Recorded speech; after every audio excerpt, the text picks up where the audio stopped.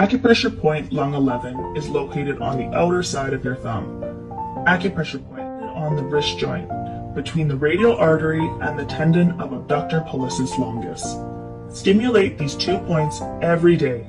It can help with chest tightness and palpitations, regulate lung function, and help relieve cough and asthma. It's also an especially great technique for quitting smoking.